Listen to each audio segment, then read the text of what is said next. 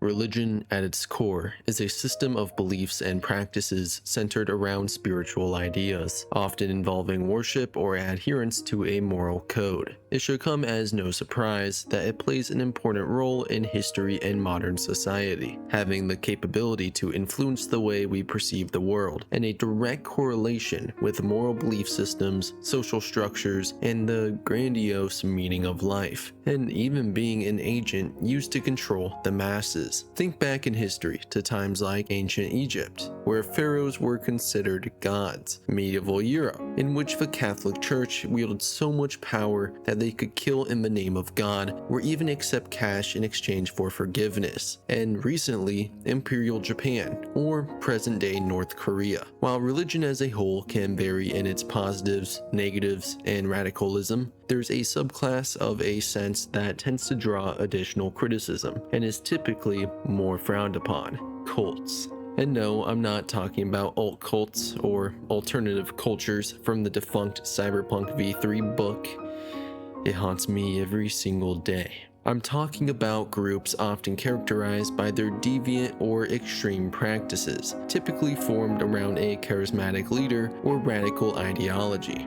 While cults can offer a familiar sense of belonging and purpose, many of their central factors lead to a much more manipulative lifestyle with sinister practices. Cults tend to be secretive, revealing special knowledge only to initiates, rely on a personal relationship between the founder and followers, isolate themselves, closely monitoring their followers, and lack an appealing community or history, more often than not being seen as unusual or frightening to outsiders. So, it all only makes sense that the cyberpunk genre, a dystopian setting that tends to use the very real world as its framework and to predict reality, would in some sense mimic or even share these groups. This obviously applies as well to Cyberpunk 2077, created by CD Projekt Red, as well as its predecessors produced by Mike Pondsmith and his company R. Talzorian Games. A world so enriched in tech makes it extremely susceptible to the spread of these cults, and moreover they become much scarier in lawless, corrupt locations like Night City, with the inclusion of body modification and other technology. I'm sure you'll find it no surprise that many of these will be interlinked with cybernetics and the net. So, without further delay, let's take a look into Cyberpunk 2077's cults, religions, and even conspiracies. Just to be thorough, I want to start off by explaining a few ideas that are relatively obvious. As a result of Cyberpunk's world being a dystopian prediction of ours, it shares a large portion of our real-life religions and beliefs. I'm sure you have an idea if you've read the Cyberpunk sourcebooks. Major beliefs like Islam, Catholicism, and Christianity are still extremely prevalent worldwide, but because of Cyberpunk's world branching off in the 20th century and being 5 decades out from even our current time, also the data crash, you just don't see a lot of it up front in places like Night City, though of course you'll still find followers and places of worship. While many of these beliefs don't really need much explanation, seeing as the majority of people watching already have an understanding of them, there's some interesting distinctions in history that I'll go over. Judaism as a whole hasn't fared well in the post-collapse period, with the problems in the Middle East and the cessation of Israeli relations in the wake of the Mid-East meltdown, an event that was also known as the Suicide War, a series of nuclear conflicts in the Middle East that occurred in 1997, one of the many after-effects of the crash of '94. The fallout of such a disaster leaves Israel unlikely to ever forgive America for the lack of warning in that crisis, also leaving Jews in America feeling cut off and alone. Despite Israel, of course, offering a homeland for any Jew who could make the trip itself was easier said than done. However, there remained nomad tribes such as the Blaine family that continued to practice Judaism amongst other smaller cultures that have allowed the belief to survive in the US. But despite its small presence, the synagogues and followers left have a fierce and loyal following. Buddhism is of course a combination of religion, philosophy, and psychology, seeking fulfillment of life by removing one's concept of self and following the 8 practices. A way of life viewed as ever more undesirable by the increasing number of criminals and guns for hire. This of course includes the average edgerunner, though that doesn't mean it has no presence or hasn't even grown. In the 21st century, it's actually seen significant growth in America, both in membership and popularity due to influxes of Indian and Zen philosophy in the nation. A key separation in Cyberpunk's Buddhist presence is their fascination with the net, which lays out an ideal setting of exploration of thought, utilizing directionless exploration of the net as their medium to deny themselves the concept of self. Think about the way the Zen master in 2077 utilizes BDs for meditation and inner healing. There's a lot more to it than what meets the eye. One of the most practiced religions in Night City, and the official religion of Japan, is Shintoism, a belief that revolves around supernatural entities called the kami, a presence believed to inhabit all things. There are around 80,000 public shrines in Japan, with an alleged 113 million adherents. In Night City, a Shinto shrine can be visited in Westbrook, as well as many torii gates found around the city. The Shinto shrine is said to be a place of worship and the dwellings of the kami. Since Mormons are, as a tenet of their faith, required to keep a year's supply of food for their family, this allowed a greater proportion of Mormons to survive the collapse. Although the Mormons have been accused of being both fascist and racist by some critics, they are, and will probably remain, one of the most powerful blocs in the West. The Scientologists have also fared better than most, likely due to their skill in using media and an immense amount of stored wealth. During the collapse, large numbers of believers were lost in both Florida and California, but the sect has been rebuilt through skillful advertising. Despite its reputation as mysticism, many people in the Western Hemisphere practice voodoo and related religions. Although voodoo and Santeria are based in Brazil, other South American states, and even Africa, its influences can be felt in modern cities around the world. These faiths are often based on concepts of a spirit world, controlling various aspects of nature and humanity. Ritual dances allow believers to ascend into a state from which voodoo spirits may enter and take over the dancer's body.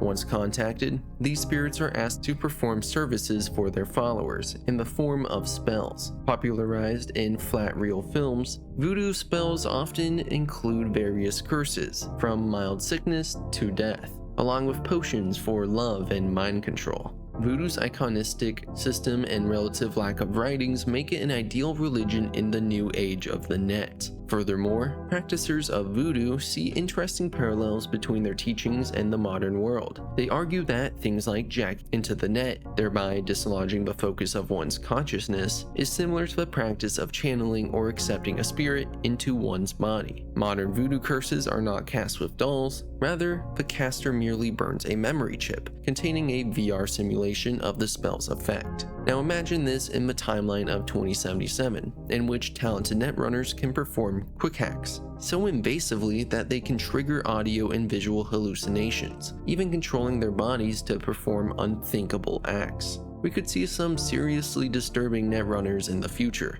connected to voodoo practices. While some of this can be seen with the presence of the Voodoo Boys in Cyberpunk 2077 and their probing of the Black Wall, there's a lot more that could be explored.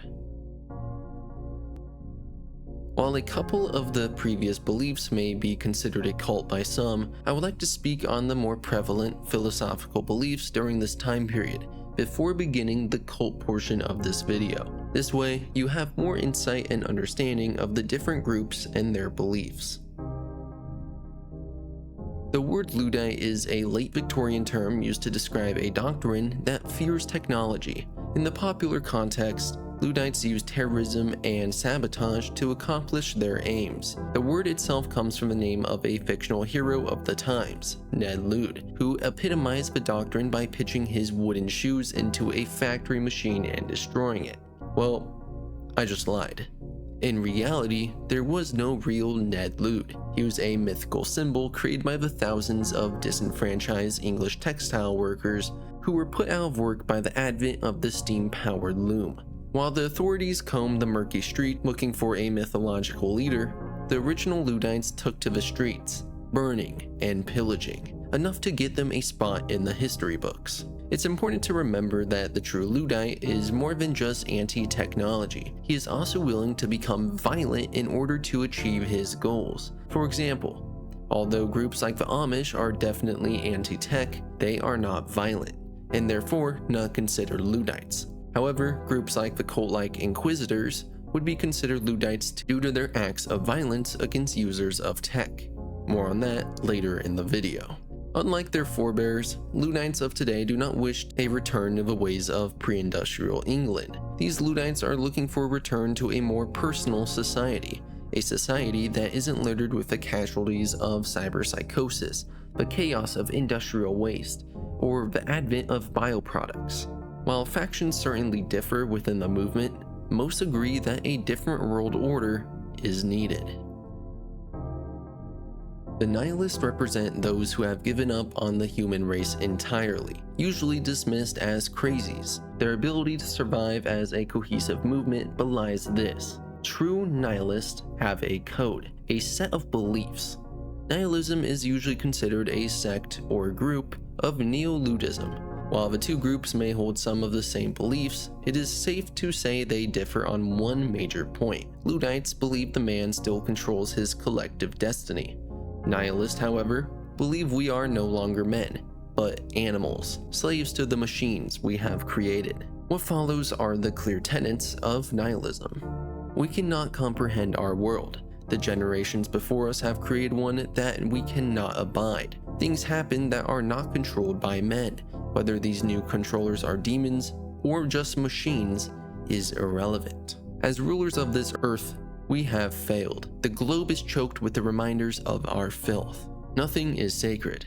We have killed all life here with careless disregard. Since we cannot stop these things, we chose to not remain a part of this society. Death is the truest form of expression, on our own terms and our time. In the Edgerunner era, nihilists now embrace death in all forms. The most recent is art terrorism, but the nihilists of a few years ago simply wanted less tech in their lives. Only since the release of terrorist bioplagues and alterations in DNA have they given up hope. Technohumanism is a new movement that has gained a recent following in young people, especially the academic community. This is due to the rise in a few rocker bands that subscribe to the theory, as well as a great amount of support from the net subculture. The ideal of technohumanism holds that since man is now controlling his own evolution, what we will become is beyond our current comprehension. There are 5 stages to the philosophy. Stage 1 is called the body. It assumes that before we were sentient, we were physical. We had arms and legs to travel and to manipulate the world around us. We had the family group as a society unit intended to care for our own. It is important to note that this first stage took into account no real change. We struggled against change constantly. The body was, however, not truly complete until the second stage of evolution, called the mind, which allowed man to create a much more coherent social structure, as well as a great deal of the foundation of this evolutionary philosophy. As the mind and body began to work together, man developed a tolerance for change. Though this sometimes failed, it allowed a new society to form, prizing knowledge above the physicality of the body, and allowing the development of the third stage, this being technology. As we allow the machines of our society to make the little day-to-day changes that we have grown accustomed to, we allow ourselves to resist the larger changes ahead. Many feel this is what ultimately caused the collapse. It was in this stage as well that man began a second integration. Man, who was made up of the mind and body, now sought to graft technology onto himself. And since technology evolves at least 100 times as fast as man, there was a breakdown. The nature of this breakdown is a heated topic of debate. Half the people who follow technohumanism are in disagreement as to where we are in this phase. Half feel we are in the technology stage, and therefore have a larger breakdown coming. The other half feel that we have already entered the fourth stage, called the fugue. It is a chrysalis stage. Whatever we are to become will be evident after this stage has already passed. Man will not fully integrate the tech he has made a part of himself until he has emerged from the fugue. All of this change, with the acceleration of tech, will evolve within the span of a generation.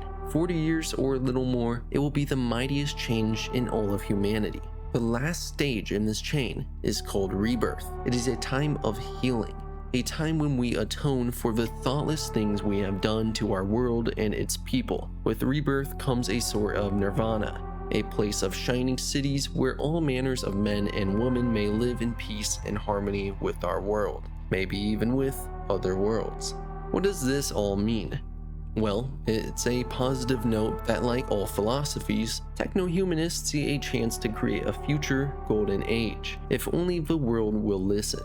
As with all great movements in our history, however, the true believers must wait and hope, and maybe even pray.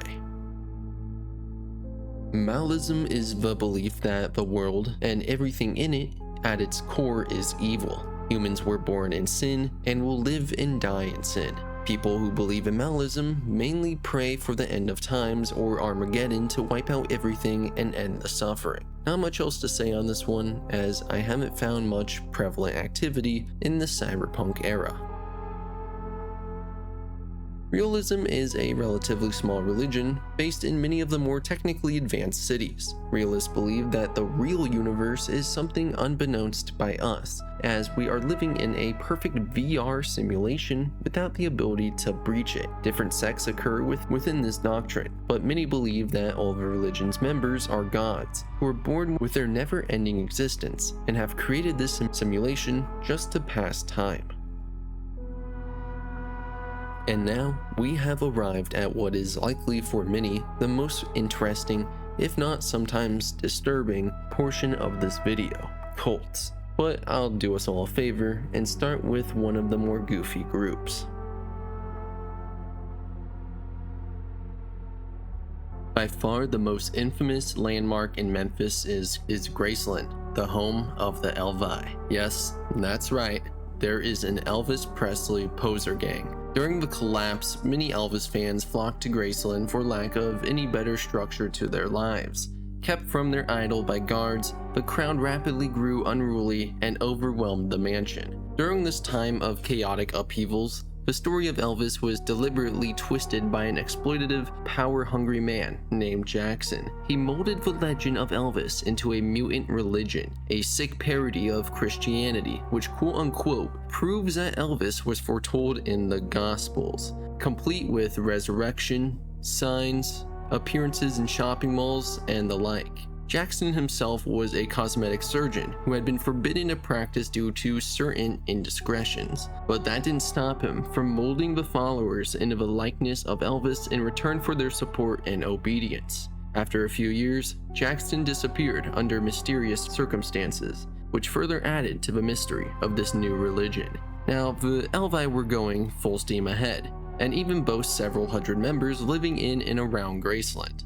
They are a sort of psychotic commune, and their continuous loud music has caused nearby neighborhoods to be abandoned. Their major source of income appears to be fencing stolen goods, prostitution, drug trafficking, and selling quote-unquote authentic holy items. It makes a lot more sense that someone like Adam Smasher would have a body identical to Elvis when these are the types of people who pose as him. Maybe Smasher is a big fan of them, or even a member.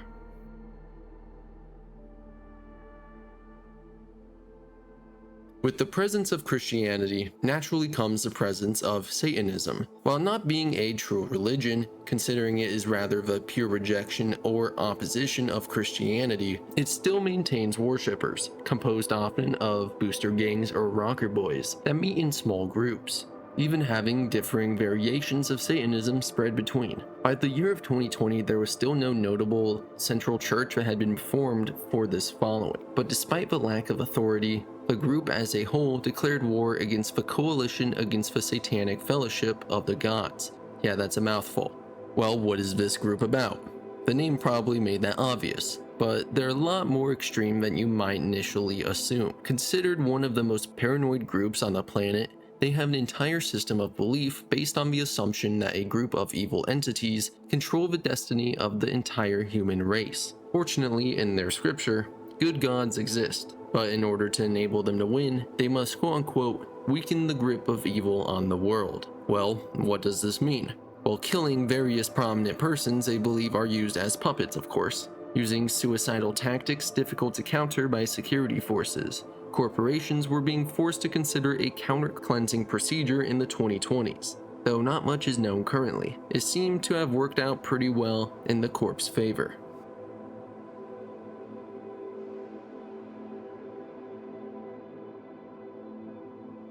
The Beatified Circle of the Celts are a small sect living in isolated communities far from any city, mainly composed of people who run away from fear and aggression of modern life. The circle tries to guide its flock back to the old Celtic ways of communion with nature, led by a group of elders called Druids.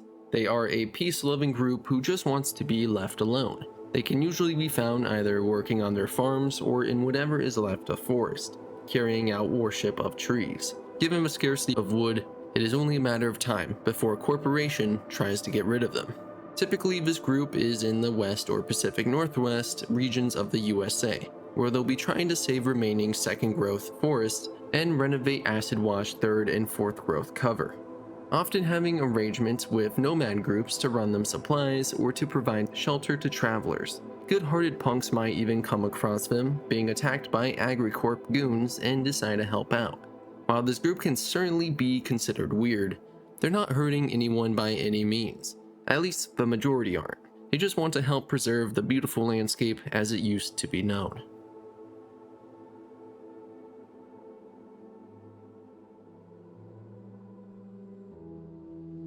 The Immortal Pyramid is a strange group that believes human beings to be nothing more than particularly intelligent animals.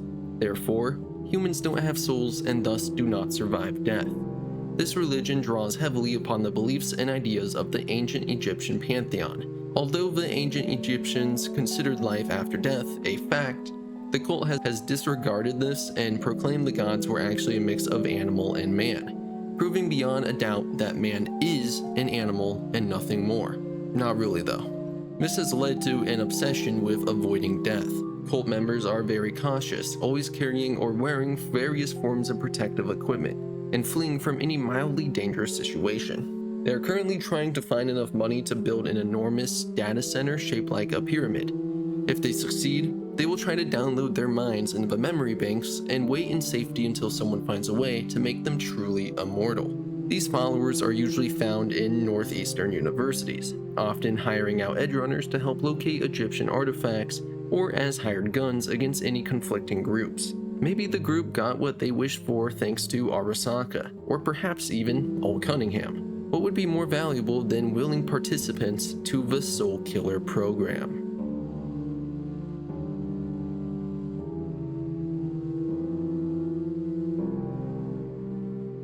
The Worshippers of the Night are closer to a vigilante group than a cult, garbed in all-white armored clothing. Okay, never mind, that sounded a lot worse when I said it. I think they're a cult. They roam the streets at night to quote-unquote protect the night's holiness against the evil that surrounds us. Considering that night is a time of rest and of spiritual purification, which should be available to everyone, the worshippers have decided to make the ultimate sacrifice and sleep in the day, thus keeping the night safe for the rest of us. How lucky we are.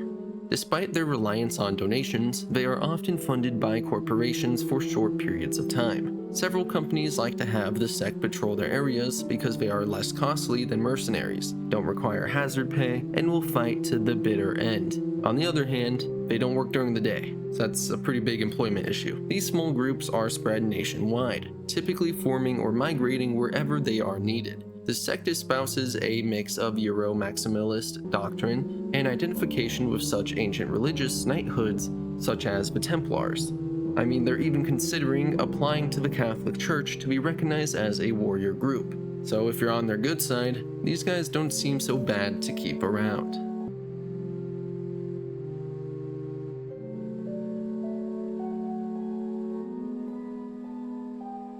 Digital Divinity Incorporated was founded upon the idea that the net is the first thing made by man, which is infinite, and thus it's proof of mankind's own godhood. The net is therefore the center of this godhood. It is the divinity, nativity in one. The DDI faith preaches that interfacing with the net is like communion with true self. That thought in pure electronic form is a heavenly or nirvana-like experience. According to DDI, their beliefs are unlike those of any other religion, and proves all other religions wrong. I've heard that one before. Canceling out their external gods, and is touted as the Ragnarok of old religion. In fact, DDI preaches that it is the next step in man's spiritual evolution. As the physical world deteriorates, the net is man's destiny, a sort of advanced existence. By embracing the net now, while there's still an Earth, one accepts and knows the way of the universe. Not to be outdone by the old religions, DDI has established Deus, an entity in the net claiming to be divine. Today, DDI is a sensation, the in vogue religion, with its following growing every day. Since it is such a remarkably multifaceted phenomenon with technological, philosophical, and religious implications, it is perfectly suited to its age. It is the perfect blend of spirituality and technology, wrapped in a marketable multimedia package, making it an easily accessible belief to current and upcoming generations. Being one of the few cults currently mentioned in the Time of Red, not much is known about the Reckoners. They take some philosophy from Malism, since they're a doomsday cult that appeared in Night City after the Fourth Corporate War, from the ashes of the Night City Holocaust naturally. They believe in a coming event known as the Harvest of Souls, and are known for collecting quote-unquote donations by force. Not all members are so patient to let nature or history take its own course, as many of them have an itch to begin the harvest themselves. What that entirely entails, though, is unknown. The final group is as much a cult as they are a gang. The Inquisitors hate all forms of cyberware, considering it to be evil and blasphemous, though this isn't to be confused with technology in general, as it's specifically a hate for man becoming machine. They rely only on training and BioWare enhancements in their war against every gang of Night City, drawing hate from pretty much everyone, most of which will literally just kill them on sight. It is unknown where their home turf is, if they even have one. The Inquisitors were responsible for the death of the younger brother of Hackman, the leader of the Blood Raisers, so a standing reward of 25,000 eddies was in place for anyone who could capture their leader and bring him to them. Said leader either evaded capture or was replaced, seeing as the gang is still active in 2045, practicing their so-called soul saving of tearing cyberware out of people's bodies. But they haven't been seen in 2077, so maybe that bounty came around. And that, chooms, is everything I have to say about the cults, religions, and philosophy of Cyberpunk 2077. I know this video is targeted more toward the 2020s era, but the majority of it can still be applied to the new Edgerunner era. We just haven't quite had enough source books from the Time of Red, and especially not 2077, to truly expand lore beyond the 2020s. But I want to hear what you all have to say about this information. Do you have a favorite group or philosophy that stood out in this video? Perhaps some of you are experienced DMs who needed a refresher, or maybe even new and upcoming GMs trying to form the perfect campaign for your friends. I'd love to hear how you all plan to incorporate these groups into your campaigns. As always, a huge thanks to all the channel members up on screen. I will always appreciate your support, and some of you have even been members for well over a year. If you had told me when I first started this channel that I'd have some of the most supportive, dedicated viewers around, I'd probably giggle or something, I don't know. We just hit 25k, so a huge welcome to any new Cyberpunk fans. I have many more videos on the way, so stay on the lookout. Please have a great week, chooms, and I will see y'all in the next one.